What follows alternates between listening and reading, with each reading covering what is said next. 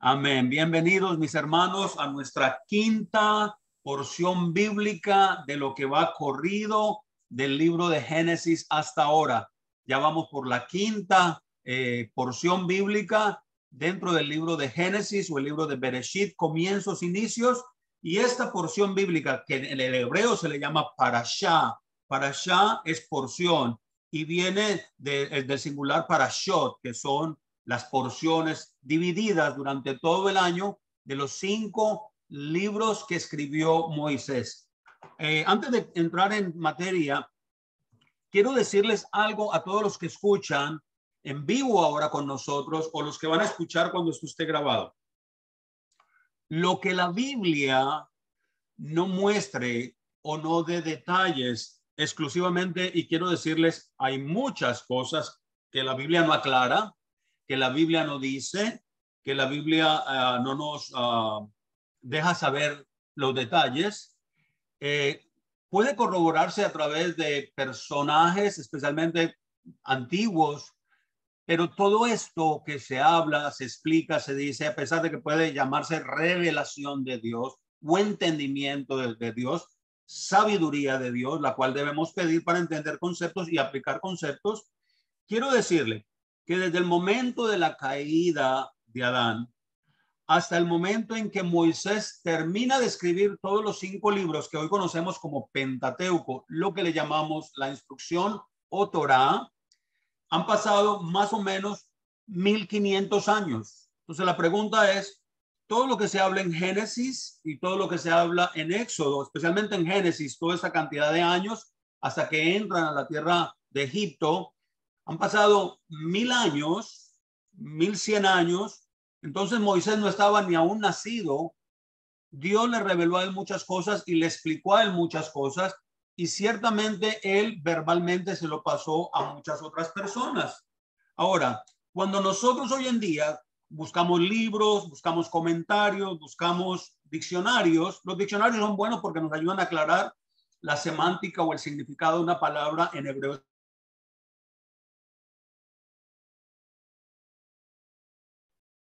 La cuestión es, tengamos mucho cuidado porque cuando se hablan de conceptos, todo entra en el marco de la especulación. Ahora, la especulación no necesariamente es mala si se lleva y se entiende bien. Hay especulaciones inventadas que sacan completamente la historia, sacan completamente. Déjenme, por ejemplo, darles un ejemplo.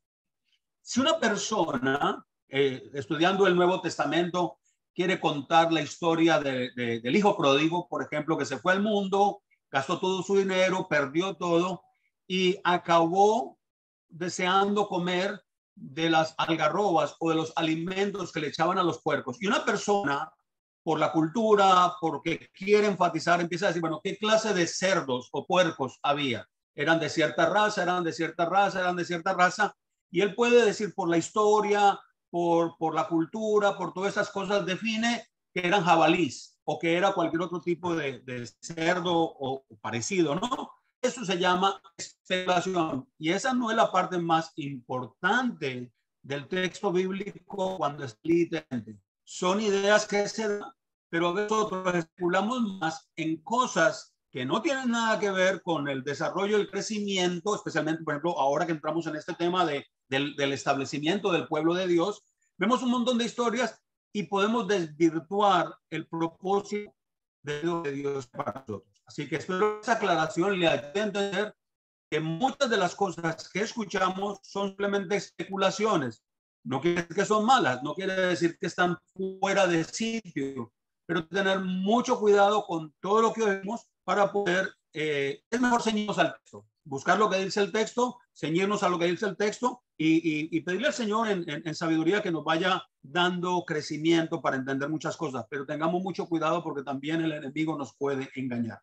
Esta parashá o esta porción se llama Hayei Sarah, la vida de Sara. Y la Haftarah, que es una porción del profeta Isaías y Primera de Reyes, en el capítulo 51 de Isaías, versos 2 al 22, y Primera de Reyes 1 al 31, capítulo 1, versos del 1 al 31, también el Brit Hadashah o el pacto renovado, conocido como el Nuevo Testamento, Juan 4:3-14. ¿Qué es la Haftarah y qué es el Brit Hadashah cuando lo vemos en las parashá? Bueno, Haftarah significa, y viene de la palabra hebrea, despedirse o partir. Antes de partir, se lee esta colección de versículos y lo podemos hacer en grupos o lo podemos hacer en casas, como para tener una idea general de lo que enseñó cada parashá, cómo se relaciona en diferentes escritos. Están los profetas, están los escritos, los reyes, las crónicas, los otros escritos, los proverbios, los salmos, y son los llamados Ketubim en la Biblia hebrea. Y estos se leen después de hacer el estudio de la Torah o de la Parashá en Shabbat. Déjenme darles un pequeño resumen de estos 3 capítulos que competen a la Parashá Hayei Sarah, la vida de Sara, que está en Génesis, del capítulo 23, versos del 1 al 25 y hasta el capítulo 25, perdón, verso 18. Entonces, el capítulo 23 se nos relata la muerte y la sepultura de Sara. Y bueno, lo voy a explicar más adelantito para no redundar doble en la enseñanza. En el capítulo 24 se habla de la esposa de Isaac o Isaac, el hijo de Abraham y Sara directamente. En el capítulo 25 se nos habla acerca de que Abraham, después de muerta Sara y ser sepultada, vuelve a unirse en relación matrimonial con una esposa llamada Keturah, y con ella tiene otros hijos. Luego viene la muerte de Abraham y viene y se muestran los descendientes de Ismael.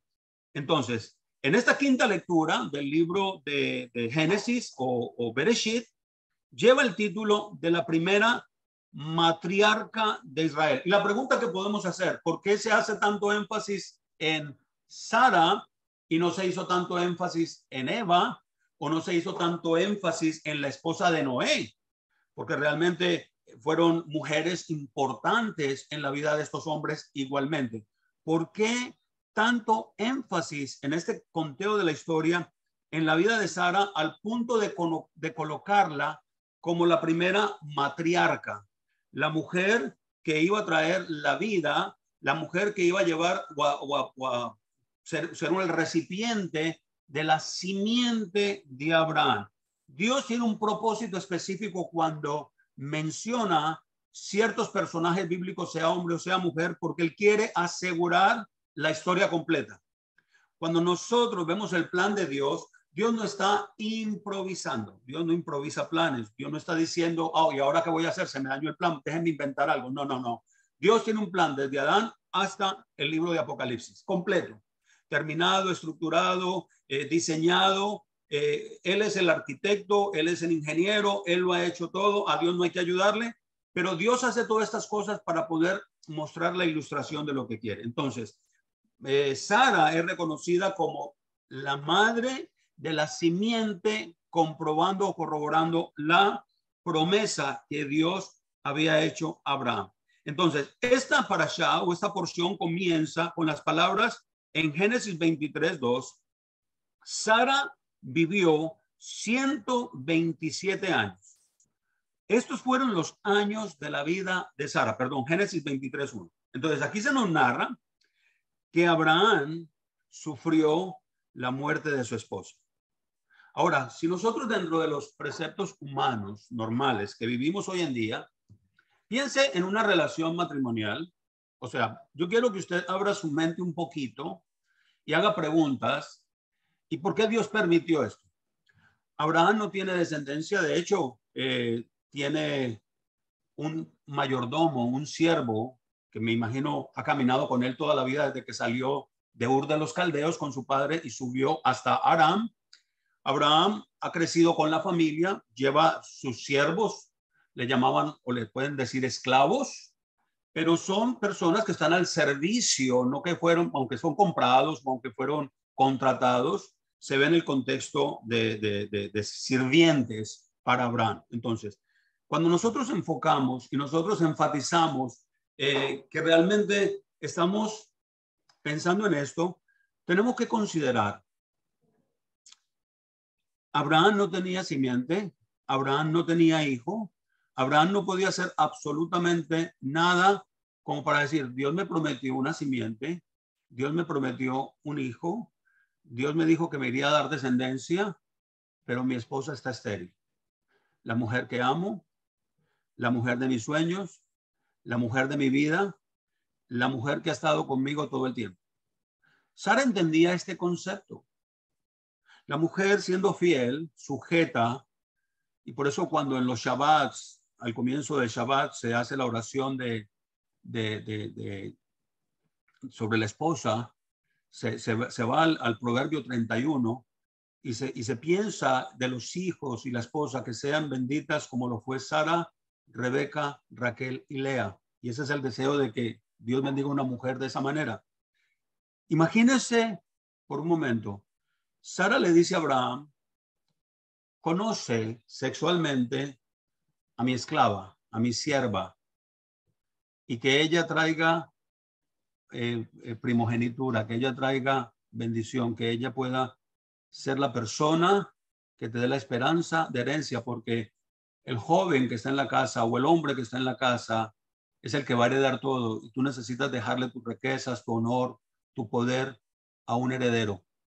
Piense por un momento, familiar, social, cómo se convierte esto y cómo Dios permite estas situaciones. El hecho de que Dios permite situaciones no necesariamente quiere decir que es la voluntad perfecta de Dios. Al interpretarlo nosotros podemos hacer cosas que realmente no es que embarren el plan de Dios, porque el plan de Dios no se lo desbarata a nadie. Pero las situaciones que podamos aprender es qué valor le damos a la vida del hogar, a la vida de la familia y qué consecuencias puede traer esto hasta largas generaciones futuras. Sara inmediatamente supo que su esclava, su sierva, quedó en embarazo, empezó a tener resentimiento, celo, malestar, al punto que Abraham le dijo, échala. Y vemos en las porciones pasadas de que ella se fue al desierto y le dice el Señor, regresa a casa, sujétate a tu ama y yo te bendeciré igualmente. Y comienza la historia. Entonces, esta historia narra la muerte de Sara y el sufrimiento de Abraham. Yo no quisiera llevar en conciencia lo que este matrimonio enfrentó los últimos años de su vida, cómo manejaron esto y qué podemos aprender de todo esto. Serían estudios y estudios y enfocarnos en nosotros mismos. Pero la historia cuenta que Abraham sufrió la muerte de su esposa. Dice que Abraham, en el Génesis 23:2, dice que Abraham fue a hacer duelo, lamentación, lloro, llanto por Sara y a llorar por ella. Sin embargo, más adelante, en el siguiente capítulo, en el 25, vemos a Abraham casándose con Keturá, otra esposa. Y uno dice, bueno, ¿cómo manejamos las emociones? ¿Cómo manejamos los sentimientos? Hermanos, Dios no comete errores y Dios tiene un plan con Abraham e Israel, a pesar de que ama las naciones del mundo y les ha dado bendición igualmente. Entonces, después de la muerte de Sara, Abraham decidió comprar. Y esta es la primera porción que quiero que nosotros podamos entender. Dios le promete la tierra de Canaán a Abraham y a su descendencia. Pero Abraham es un extranjero, un peregrino, lo vamos a ver. Y esta es la primera forma en que Abraham en la tierra de Canaán compra un terreno, compra una propiedad. ¿Qué tan grande era? ¿Cuántos acres? ¿Cuántos hectáreas? Aunque la Biblia no nos da detalles de eso, dice que era una cueva de Macpela y las tierras adyacentes para sepultar a su esposa y más tarde sería su propia tumba, como lo dice Génesis 25:9. Nos describe la negociación y la ceremonia de la compra de uno de los hijos de Noé, descendiente de Noé, Seth, y también el hijo de Cam, hijo de Noé, marcando la primera vez que un hebreo extranjero posee tierras de lo que hoy es conocido como la tierra de Israel y en particular todo el territorio de Hebrón.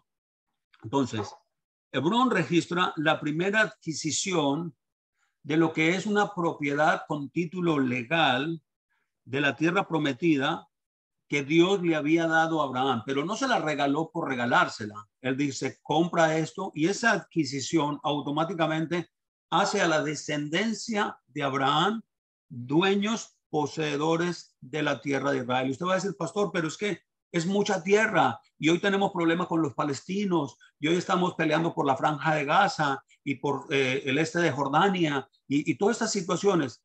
Hermano, Dios decidió, acuérdense, el que es dueño de la tierra, el que es dueño de todo, hace lo que quiere con lo que es de él, ¿sí o no? Yo puedo dar todo lo que yo tengo y nadie me puede decir por qué lo regalé, es mío. Lo mismo hizo Dios. Pero ante las personas que ya existían allí, Abraham entendió que siendo un extranjero, que siendo un advenedizo, que siendo un total inmigrante en un territorio, era necesario que tuviera un título de propiedad pagado con las riquezas que él tenía para poder guardar y asegurar la herencia que Dios tenía para lo que hoy en día es el pueblo de Israel. Así que Dios se lo prometió, Abraham compró ese territorio y esta es la parte de la historia de cómo al Abraham morir y ser sepultado, se conserva el título de propiedad como la ciudad prometida del pueblo de Israel. En el capítulo 23 hablan de la muerte y la sepultura de Sara. El Señor prometió a Abraham la tierra entera de Canaán, pero la realidad era que Abraham no era ese dueño, como se los decía, ni siquiera de lo más mínimo. Él simplemente acampaba como un extranjero, decide comprar para poder un lugar para su esposa y el Eterno le garantiza que esta tierra va a ser para sus descendientes. Vemos, Abraham es enterrado ahí, Isaac es enterrado ahí, Jacob es enterrado allí. Y cuando después de los 430 años de exilio en Egipto, José dice, no dejen mis huesos en Egipto, llévenlos a que pueda ser enterrado con mis padres. En el libro de Hebreos se nos da una declaración con relación a la forma en que Abraham veía toda la tierra de Canaán. Leamos lo que dice Hebreos capítulo 11, verso 9 y 10. Por la fe, Abraham habitó como extranjero en la tierra de la promesa, como en tierra extraña, viviendo en tiendas como Isaac y Jacob, coherederos de la misma promesa, porque esperaba la ciudad. Escuche bien, esperaba la ciudad que tiene cimientos, cuyo arquitecto y constructor es Yahweh, es nuestro Elohim, es nuestro Dios. La ciudad, el territorio que Abraham vivió, él no lo consideraba como que este es. De hecho, si nosotros nos vamos al libro de Apocalipsis, entendemos que Juan vio la santa ciudad de Jerusalén, no el templo, la ciudad como ciudad. Miami, Jacksonville, Orlando, son ciudades grandes en nuestro estado de la Florida o en cualquier otro país del mundo, cualquier ciudad, París, Roma, son ciudades grandes. Pero una de las características que nos da Apocalipsis de la santa ciudad de Jerusalén, la ciudad de Jerusalén, sin contar el resto del territorio de otras ciudades, la sola ciudad está siendo construida y diseñada de oro puro en el cielo, no en un lugar específico donde dice allá no vamos a ir a vivir en la patria celestial. No se refiere a eso, sino que esa ciudad va a descender de los cielos y ahí moraremos y estaremos con el Señor para siempre. Esto está en el 8º día. O sea, cuando ya comience el reino del Padre, ahí Él va a tener esa santa ciudad que va a descender. Entonces, sería que cuando Yahweh le promete a Abraham la tierra prometida, le mostró también la ciudad celestial. Por eso Él decía, es como mirar al galardón, es como mirar más allá y entender que realmente esto es temporal.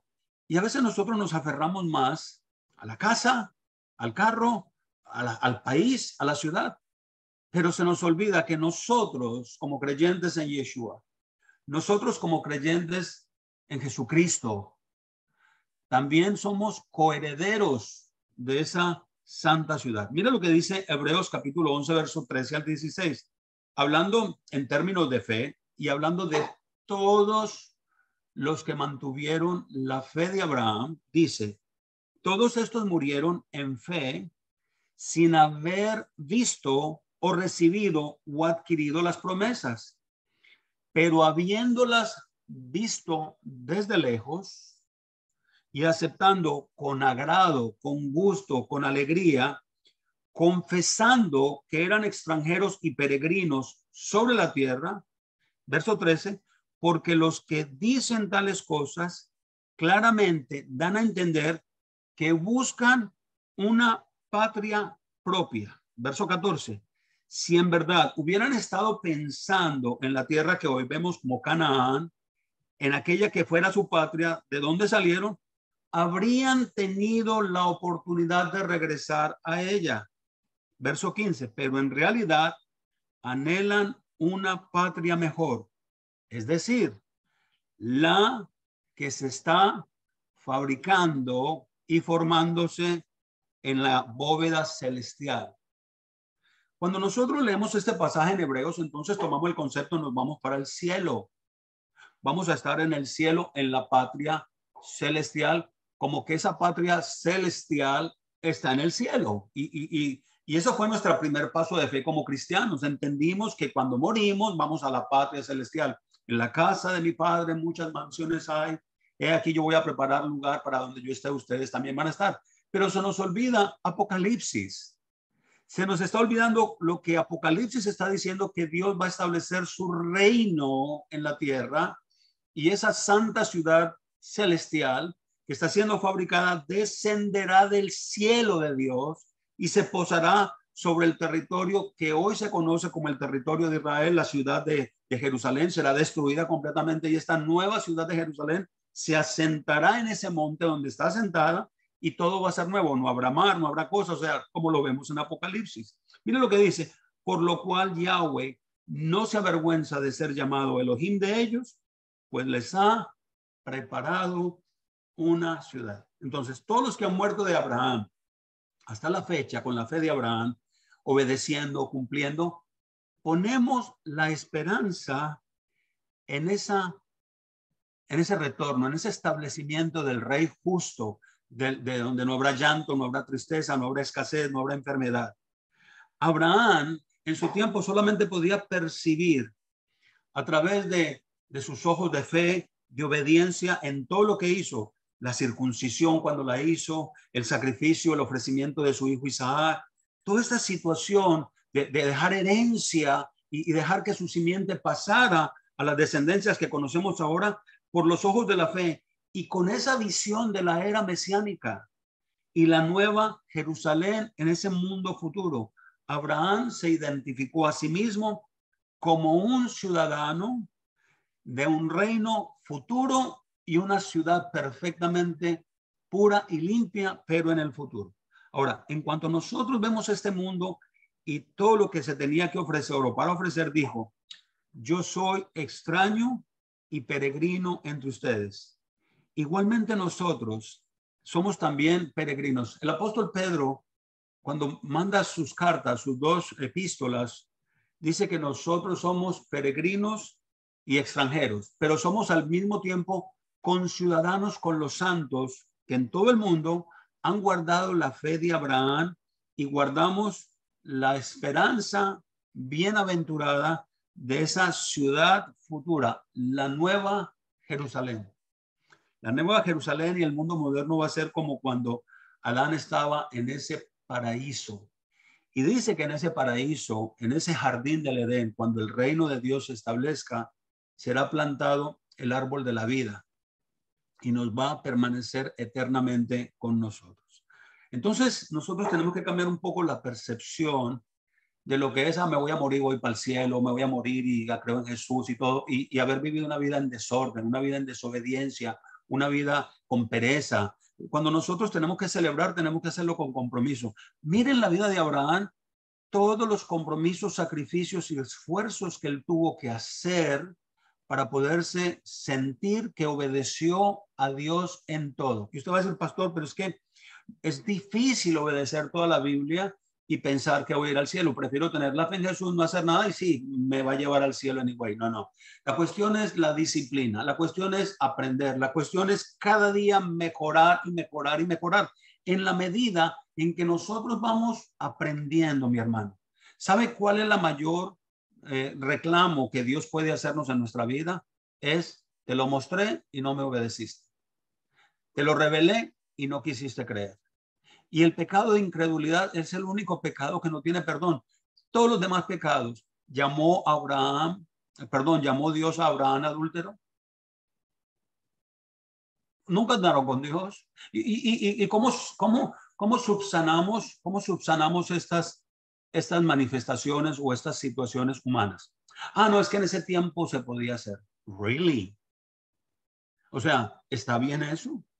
Entonces nosotros enfocamos la vida de pecado en cosas temporales, en cosas tan efímeras, tan superficiales, que es preferible no obedecer a la verdadera fe de Abraham, a la verdadera Torah, a la verdadera instrucción y cambiar y ser moldado por ellos y guardar una vida en santidad por ello, que simplemente decir, si no tengo hoy ganas de guardar el Shabbat, no lo guardo, Dios entiende. Y si no quiero hacer esto y no lo hago, pues nada. Y si no me quiero poner esto, no lo pongo. O sea, tratamos de reducir tanto la palabra de Dios que por eso nosotros no crecemos en fe. Y digo nosotros porque me incluyo.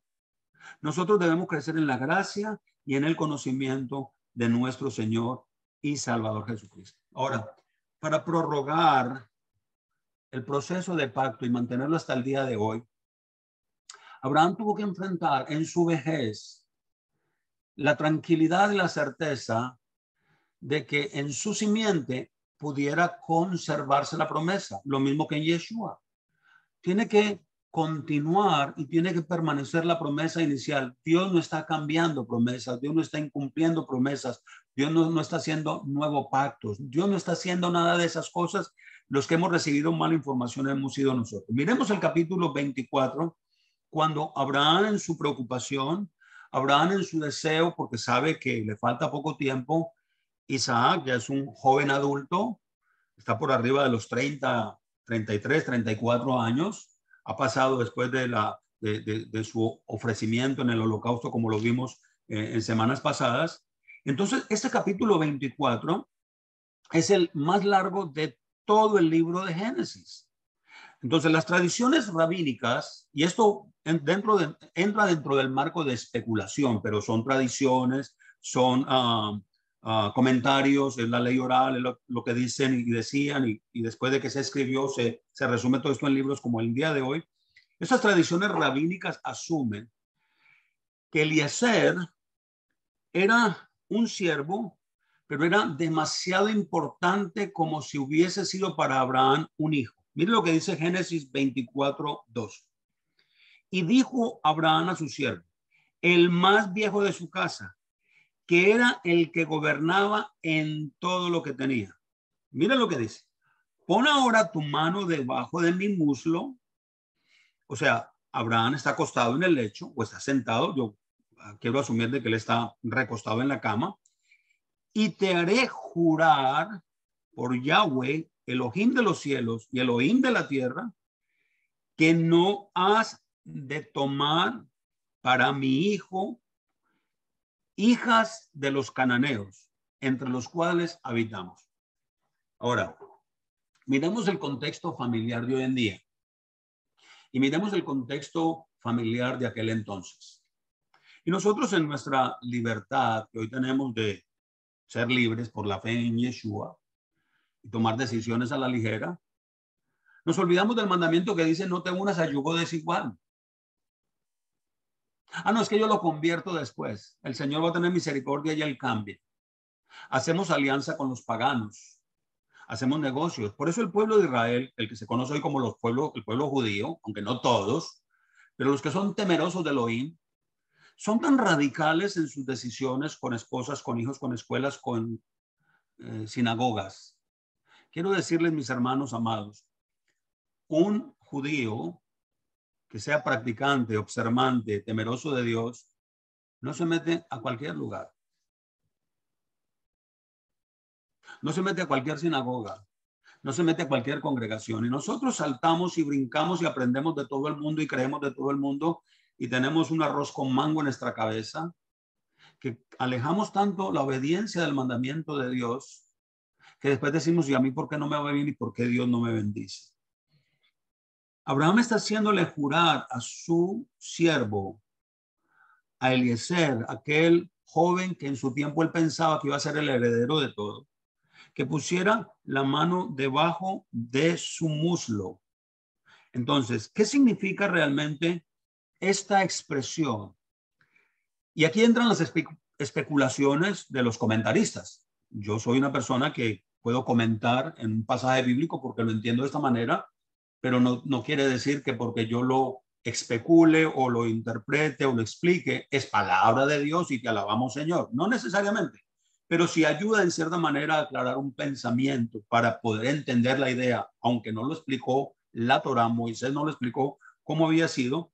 Dice muchos comentaristas que tienen diferentes opiniones al respecto con relación a esta frase. Por ejemplo, Rashi, que es un rabino, basado en el Midrash Rabbah, dice, no significa literalmente el muslo. Y usted va a decir, ¿cómo así? Pero si ahí está diciendo muslo. Significa, la palabra en hebreo, es un pacto de milá. Brit milá es la circuncisión. Brit milá, pacto de circuncisión. Entonces, milá es el órgano de circuncisión. Y usted va a decir, pero pastor, ¿cómo se le ocurre a usted decir que Abraham le dijo a su siervo que pusiera la mano ahí? Y la realidad es que no se hizo ni a nivel morboso, ni a nivel grotesco, sino en la cultura y en la tradición de su entonces era normal, porque era lo más sagrado, lo más santo que una persona pudiera tener para hacer jurar a otra persona. Y si nosotros no entendemos esa cultura, de hecho nosotros hoy juramos cosas por el alma de mi mamá, por las cenizas de mi abuela. O sea, ponemos lo más sagrado, lo más puro, lo más perfecto, lo que realmente me costó a mí hacerlo, que yo quiero que me jures por aquello que yo sufrí, que yo siento y que yo, para mí es sagrado. Y piensa en Abraham, cuando él se circuncidó, hizo ese pacto de sangre con Dios, ¿qué significado podía tener para Abraham? Y su siervo fiel tenía que ceñirse y sujetarse a ese pacto. Por eso cuando nosotros decimos que venimos a la cruz, venimos al madero, venimos a la sangre de Yeshua, es lo más perfecto, lo más puro, lo más sagrado. Y por juramento a eso tenemos que vivir una vida en santificación de espíritu. Es por eso que costó, que representó sacrificio, es aquello que tiene el gran significado. Cuando las personas, inclusive si usted va a las cortes, delante de los jueces, delante del jurado, cuando hay un testigo en las cortes naturales del mundo, lo ponen a jurar sobre la Biblia. En el pueblo de Israel, cuando hay una corte, lo ponen a jurar sobre la Torá, porque es lo más sagrado, lo más hermoso, lo más puro, que para ellos significa. Este fue un pacto divino. La circuncisión fue un pacto divino entre Abraham y Dios y la descendencia del pueblo de Israel a través de Abraham. Por eso era necesario participar del Brit Milá, de la circuncisión como un pacto. Además de la fe, claro, se hace en fe, es por fe que se hace, pero una persona no puede decir yo tengo fe y no hago. Santiago lo decía, muéstrame tu fe sin obras y yo te mostraré por mis obras mi fe. La fe sin obras es muerta. Entonces, si tú dices que tú crees en Dios y te da pereza el Shabbat, te estás engañando a ti mismo. Si tú dices que tú amas a Dios y no anhelas poder celebrar Pentecostés o celebrar Pesach o celebrar panes sin levadura, y usted va a decir, pero volvemos a lo mismo, pero es que ya Jesús murió por mí y ya yo no tengo nada que hacer de nada de estas cosas. ¿Te das cuenta? Hemos reducido y minimizado el sacrificio de Jesús a que él lo hizo por todo y yo no tengo nada que hacer. Y Yeshua dijo, yo no vine a quitar la Torá, yo no vine a quitar la costumbre de los ancianos, yo no vine a quitar nada, he venido hasta a cumplirlo, darles ejemplo, porque si el cielo y la tierra no han pasado, ustedes tienen que hacer exactamente lo mismo que yo estoy haciendo.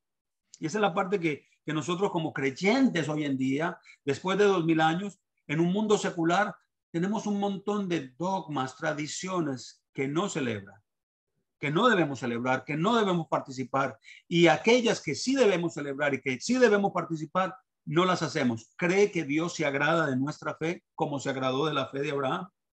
Este siervo de Abraham, en ese pacto, en ese compromiso de asegurar que la mujer que él iba a traer para Isaac, el hijo de Abraham, tenía que ser la confirmación y la elección de Dios. Hermanos, si nosotros hubiésemos conocido al Señor como realmente debemos haberlo conocido hace muchos años, quiero decirle que muchas de las cosas y decisiones que tomamos no hubieran traído las consecuencias funestas negativas que ha dañado la vida de muchas personas. Entonces, cuando nosotros vemos como Abraham y vemos esta expresión que el mismo Génesis 47 nos da, cuando Jacob, que es cambiado su nombre a Israel, le ruega a su hijo José en Egipto. Mira lo que dice el capítulo 47 de Génesis, verso 29. Y llegaron los días de Israel para morir, de Jacob. Y llamó a José su hijo y le dijo, si he hallado ahora gracia ante tus ojos, te ruego que pongas tu mano debajo de mi muslo, milá, y harás conmigo misericordia y verdad. Y te ruego, mire, te ruego, no me entierres en Egipto. Está repitiendo exactamente el mismo compromiso de la fe de su abuelo. La fe que tuvo su abuelo, la fe que tuvo su padre, Jacob mismo, Israel mismo, y aún José le está diciendo al pueblo de Israel, cuando ustedes salgan de aquí, estamos hablando de 430 años después, se acordaron de buscar los restos de José y llevárselos con ellos a la tierra, al mismo campo donde se había comprado este territorio. También esto significa jurar, no es solamente un pacto de cumplimiento, sino jurar sobre la descendencia, jurar sobre lo que va a pasar en 1000 años, jurar sobre lo que va a pasar en 3000 años. Si la persona fallaba en cumplir lo que juró, su descendencia sería afectada. Este Eliezer, este siervo de Abraham, entendía lo que realmente era este pacto, este convenio de sangre, de juramento, porque no solamente él podía haberlo incumplido o haberlo cambiado, pero él sabía que si lo incumplía él personalmente, esto iba a afectar todas las generaciones en el futuro. Y esto era algo muy, muy importante en la vida de aquellos hombres que hoy llamamos nosotros los patriarcas, el patriarca Abraham, Isaac, Jacob. Y recordemos que esto era una costumbre que ya se venía llevando a efecto por años y años anteriores. Ahora, ¿qué es la palabra juramento? La palabra juramento del hebreo es shaba y significa jurar, intercambio, hacer pacto, prometer. Y yo creo que todos mis hermanos, mis amigos, los que nos escuchan, nosotros en cierta manera, aunque no son pactos divinos, no son pactos espirituales, ¿cuántas veces has hecho compromisos y has jurado? De hecho, cuando se celebra Yom Kippur, el día de la expiación, el día del arrepentimiento, una de las maneras de presentarse en Yom Kippur es hacer una lista de lo que prometiste y no has cumplido y hacerlo para poder ser aceptado en ese gran día del perdón. ¿Te das cuenta qué connotación espiritual tiene esto tan grande? ¿Cuántas cosas nosotros hemos invalidado, hemos quebrantado y pensamos que Dios nos ama, Dios es misericordioso? Es cierto que lo es cierto que nos ama, es cierto que es misericordioso, pero la gran mayoría de nosotros no crecemos simplemente porque los que fallamos somos nosotros al pacto, al juramento, al convenio. El verbo hebreo relacionado con Shaba, que significa jurar, este viene de la misma raíz hebrea que viene lo que significa o como se escribe el número 7. Así que jurar significa originalmente estar bajo el respaldo de 7 objetos. Abraham y Abimelech juraron sobre 7 corderas, 7 animales donde ellos hacían ese pacto, ese convenio. Cuando hicieron el pacto en el pozo de Beersheba, que significa pozo de juramento o pozo de 7. El 7 es un número de perfección. Dentro de la gematría hebrea es el número de perfección, es el número de complemento. Por eso el reinado milenial termina para que terminando esa perfección podamos vivir en esa perfección eternamente. Génesis 24, verso del 5 al 9, y el siervo le dijo, tal vez, hablando el siervo con Abraham, tal vez la mujer no quiera seguirme a esta tierra. Le hace una pregunta. ¿Debo volver, tomar a tu hijo, llevar a tu hijo a la tierra de donde usted vino? O sea, llevo a Isaac a Ur de los Caldeos o Aram, al norte, al sureste de Turquía. Eso es lo que este siervo le está hablando a Abraham. Si esta mujer que yo vaya a buscar no quiere venir, ¿qué hago? Entonces regreso, tomo a su hijo y te lo llevo a la casa de Aram, tu padre, donde Taré, perdón, tu padre, de Ur de los Caldeos, donde salieron antes de ir a Aram. Y mire lo que dice, mire lo que le dice Abraham. De ningún modo debes llevar allí a mi hijo, le respondió Abraham. Piensen en esto. Nosotros con nuestros hijos, claro, nuestras sociedades hoy en día nos impiden, pero dentro del judaísmo y de muchas otras naciones orientales, del Oriente Medio, las personas quieren mantener los lazos que puedan asegurar la familia, la descendencia, la cultura, la religión, la administración, o sea, todos estos aspectos. Y llegamos a una sociedad totalmente occidental donde nos metemos en todos los líos que queramos, nos casamos con el primero que se atraviese y nos prometa el cielo, la luna, el mar y las estrellas, y después cargamos con todos los problemas que tenemos. Aún dentro del cristianismo, vemos mujeres piadosas, mujeres buenas, que en desobediencia se casaron con el joven del mundo o el hombre del mundo. Siendo creyentes, siendo fieles, el hombre no practicaba ninguna fe, no practicaba ninguna vocación, no practicaba ninguna convicción y el amor ganó, o sea, ganó y el amor pesó. Y luego se sufren todas las consecuencias. Y usted puede decir, pastor, pero usted está equivocado porque, por ejemplo, yo me casé con un hombre borracho, sinvergüenza, drogadicto, todo, y después pasó, aceptó a Jesús y ahora es un buen hombre. Bueno, yo no quiero dar mi opinión porque reglas hay y hay también exenciones de reglas. Así que eso se lo dejo a la conciencia de cada uno. Abraham le dice, de ningún modo debes llevar allá a mi hijo. Y le respondió Abraham, mire, Yahweh, Elohim de los cielos, que me tomó de la casa de mi padre y de la tierra donde nací, y que me habló y me juró diciendo, a tu descendencia daré esta tierra, él mandará un ángel delante de ti.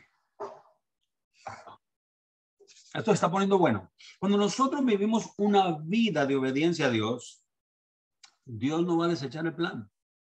Lo que hacer la obediencia a Dios completamente cuesta más. Hay que hacer un mayor sacrificio, una mayor entrega, una mayor vocación, una mayor decisión de separarnos del mundo. Jesús dijo, ustedes están en el mundo, pero no son del mundo. Ustedes han quedado aquí para hacer luz del mundo. Y quiero decirle, el desprestigio más grande que tiene el mundo que no conoce a Cristo, a Yeshua, es el testimonio de la incompetencia y falta de fe y vocación de los que dicen que son creyentes. Y pasa en cualquier religión, pasa en cualquier denominación, pasa en cualquier grupo. Aún está pasando en este movimiento de raíces hebreas, está pasando igualmente porque tenemos un montón de bagaje metido en nuestro ser que lo justificamos por el sentimiento, por el amor y por la fe que yo tengo en Yeshua. Pero no somos obedientes. Abraham entendía que el plan de Dios es perfecto y él quería caminar en esa perfección. No te preocupes, ve y busca la muchacha con que vas a casar a mi hijo, porque el ángel del Señor irá delante de ti y tomarás de allí a la mujer para mi hijo. Y mire lo que dice el verso 8. Y si la mujer no quiere seguirte, tú quedas libre del pacto que hiciste conmigo. Pero la cuestión es, si el hombre no llegaba a la tierra donde Abraham lo había mandado, ¿quién validaba el pacto? El siervo. Pero si él llegaba hasta la tierra y hacía todo lo que Abraham le había dicho porque creía en Dios y la muchacha rechazaba, pues Dios no la quería. Cuando nosotros ponemos a Dios por testigo, cuando nosotros nos atrevemos a decir, Dios va conmigo, Dios está conmigo, nosotros tenemos que mantener ratificando ese pacto y ese compromiso hasta el día que muramos. No podemos cambiarlo, pero tenemos que tener la confianza de que Él es nuestro Dios, nuestro hacedor. Entonces, una cosa que le decía, solo no cambies el plan, no lleves allá a mi hijo. Abraham pensaba que iba a morir. Abraham pensaba que no iba a haber la boda de su hijo Isaac. Abraham dijo, ya estoy a punto de morir, ya esto se acabó. Júrame, si yo me muero mañana, si yo me muero pasado mañana, júrame que no llevarás a mi hijo y que Dios va a cumplir su pacto y su promesa en la simiente de Isaac para el plan futuro y eterno que aún no hemos completado. El siervo dice, puso la mano debajo del muslo. Yo creo que estaba cerca su mano, debajo del muslo, y perdónenme si ofendo a alguien, entre sus nalgas y su parte masculina, su parte genital masculina, donde se representaba ese pacto que Abraham había hecho con Dios y le juró sobre este asunto. Ahora, dice, muerto el perro, se acabó la rabia. Muchos hacemos pactos, hacemos promesas, hacemos cosas y pensamos que cuando la persona muera ya no hay que cumplirlos. Y ahí es donde viene el error de la fe en Yeshua. Que pensamos que el pacto de Yeshua, el derramamiento de su sangre, abolió nuestra responsabilidad de mantener y guardar el pacto y el convenio con la Torá. Cuando él mismo dijo, yo no he venido a quitarla. Entonces, la reinterpretación, especulación que le dimos, decimos que realmente no hay que cumplir la ley porque no estamos bajo la ley. Entonces, está bien, mis hermanos, si nosotros podemos decir no estamos bajo la ley, ¿por qué le decimos al pecador que se arrepienta? Porque es borracho, porque es adúltero, porque es mentiroso, porque es ladrón o porque tiene otras imágenes. ¿Por qué usted va a decirle al católico que no tenga imágenes? ¿Dónde está ese mandamiento? Si Jesús ya cumplió todo y Jesús ya pagó por todo, ¿por qué nosotros tenemos que insistirle a las personas, a los hombres que somos creyentes en Yeshua, que ponemos la fe en Yeshua, que guardamos el pacto y la fe de Jesús, al católico que tiene una imagen del Sagrado Corazón, que es de Jesús o de la Virgen María o de cualquier otro santo? Si ya no hay esta ley, no estamos bajo la ley, ¿por qué le tenemos que decir a esa persona que deje eso para poder entrar en el pacto de la fe en Jesús? Y después le decimos que ya no estamos bajo la ley. ¿No es una contradicción de idea y pensamiento? Hermanos, aunque la persona muera, el pacto y el compromiso continúa. Jesús no abolió la ley y después de muerto, aunque había cumplido todo, los mandamientos y los estatutos, la promesa que nosotros hicimos por la fe en él de cumplir lo que él hizo y lo que él enseñó, todavía permanece hasta el día que cada uno de nosotros muramos. Tenemos que ser fieles al mandamiento, no porque este nos da salvación, sino porque este nos da la certeza de que dice la Escritura, el que persevere hasta el fin, el que lo muestre hasta la tumba, este será salvo. Entonces, Isaac fue el único patriarca bíblico cuyo nombre no fue cambiado. ¿Por qué? Abraham fue cambiado por Abraham. Aún los discípulos del Señor, muchos de ellos, el Señor les cambió su nombre. Pero ¿por qué Isaac en la historia a Jacob le puso Israel? Pero Isaac no le cambió el nombre. Porque este nombre, para sellar el pacto y el compromiso de ratificar la fe de Abraham, fue Dios. Dios mismo le puso el nombre. ¿Se acuerda de Yeshua cuando le hablan de Yeshua, que se llama Emmanuel, Dios con nosotros? Le llamará su nombre Yeshua. O sea, y cuando el profeta Zacarías le dice, y llamarás a tu hijo Yohanan. O sea, Dios pone ese nombre y el nombre que Dios pone no puede ser cambiado. Y si Dios le dio nombre a la nación de Israel, la nación de Israel no puede cambiar su imagen. Y si tú eres parte de Israel, no puedes cambiar tu imagen. No puedes cambiar tu nombre. No puedes volver a la senda de atrás. Yo creo que cuando el Señor dice que muchos entraron por la puerta angosta y el camino estrecho y se devolvían, es la gran cantidad de personas que él rescató de las religiones paganas, con prácticas paganas, con muchas cosas buenas, pero con muchas cosas malas, para purificarlos, para limpiarlos. Los entra por la puerta estrecha, los entra por el camino angosto, y muchos regresan, muchos salen porque no quieren guardar el pacto y las promesas que tenemos que hacer para entrar a esa tierra prometida, a esa ciudad celestial. Y solamente aquellos que lo logramos podemos heredar esa vida eterna. Ahora, en comparación con la vida de Abraham y Jacob y Isaac, Isaac mismo tuvo menos incidentes y controversias dentro de la historia bíblica que el mismo Abraham o el mismo Jacob.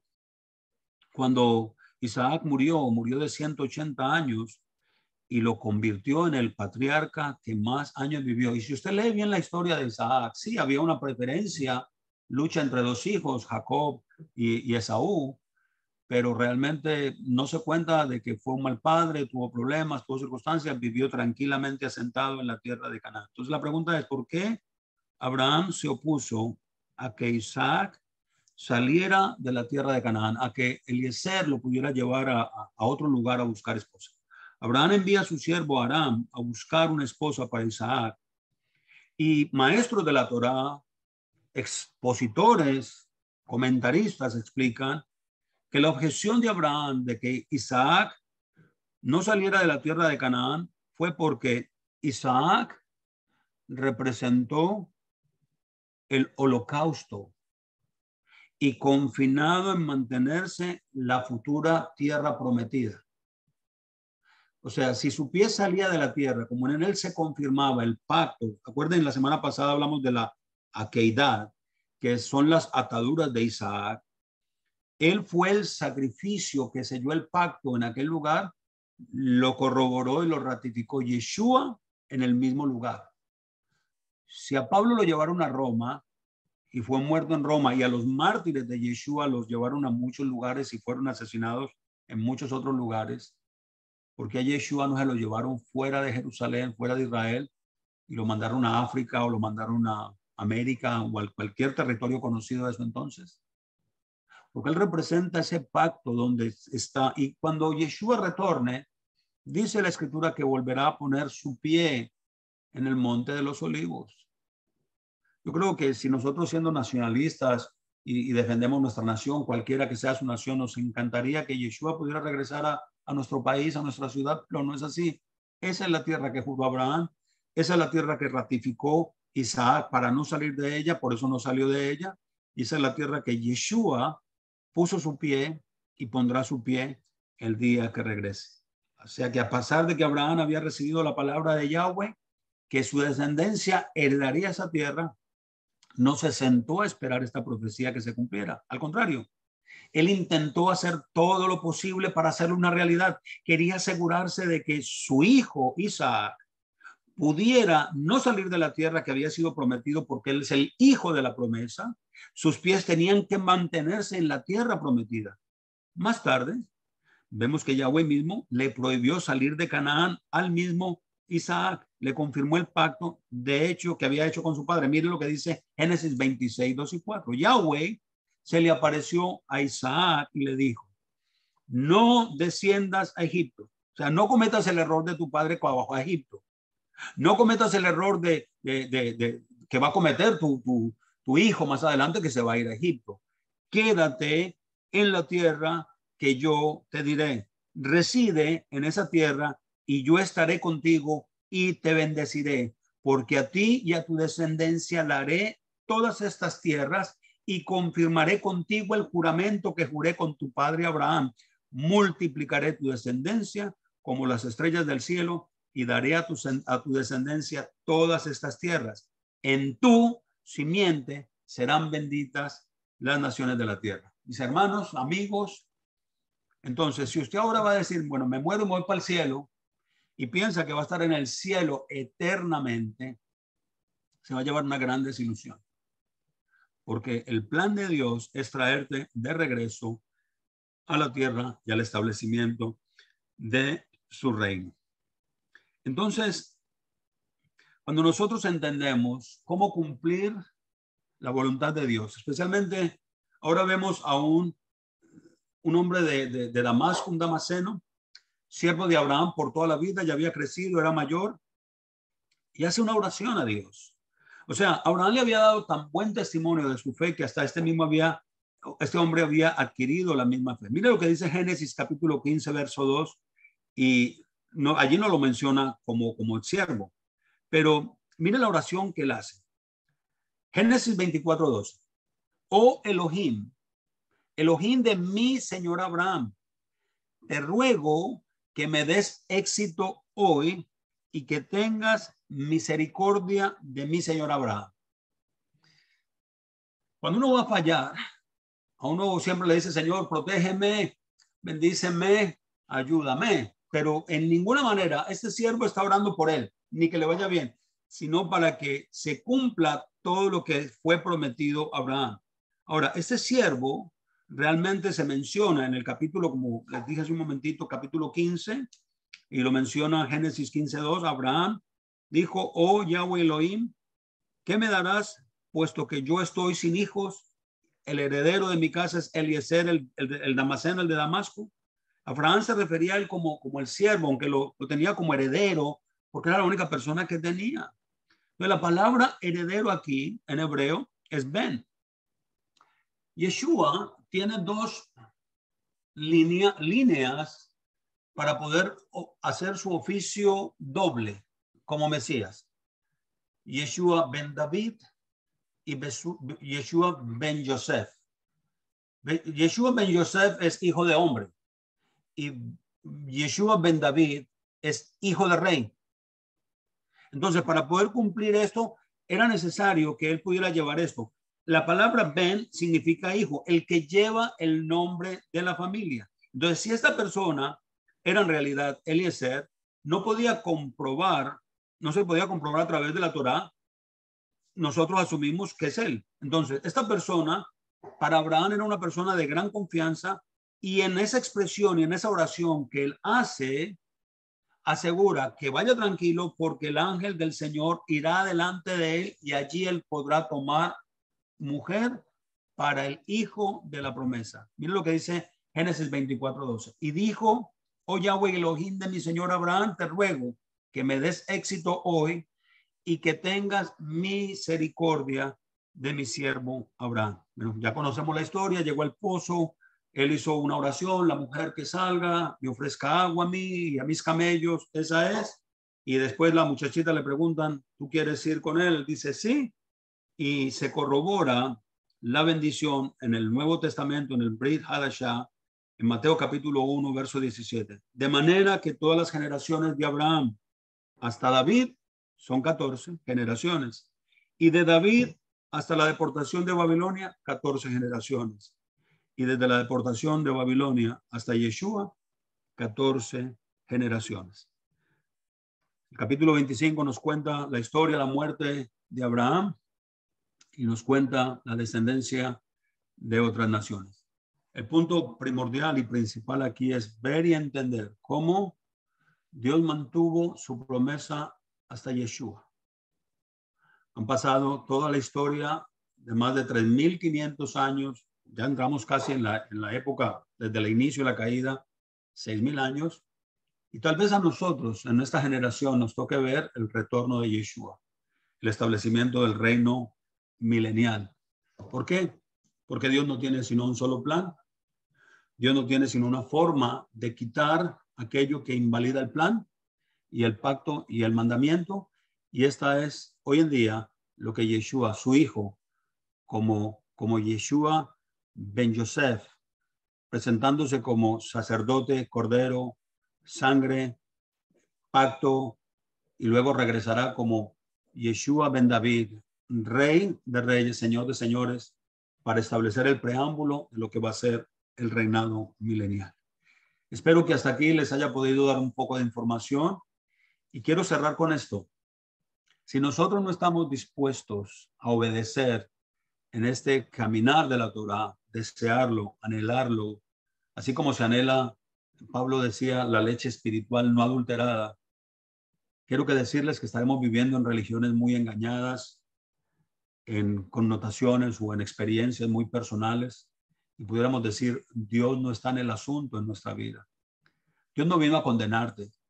Dios no vino a destruirte. Él vino a darte vida y vida en abundante.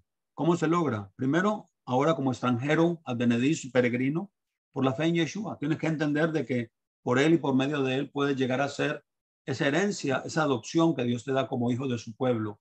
Te recupera, te atrae. Esa oveja perdida la limpia, la purifica y la regresa. De esta manera, Dios te injerta en ese pueblo que ha guardado y ha conservado y ha vivido la palabra y ha guardado la fe de Abraham. No todos los judíos, quiero decirlo, son practicantes, conocen, pero hay una gran mayoría y hay un gran remanente en el mundo que aman la Torá, obedecen el mandamiento, no se justifican por él para salvación, porque ellos lo hacen simplemente porque conservan la fe y la obediencia de Abraham, de Isaac y de Jacob. Dios les bendiga y les guarde. Dios haga resplandecer su rostro sobre ustedes y tenga de ustedes misericordia. Nos vemos hasta la próxima. Bendiciones.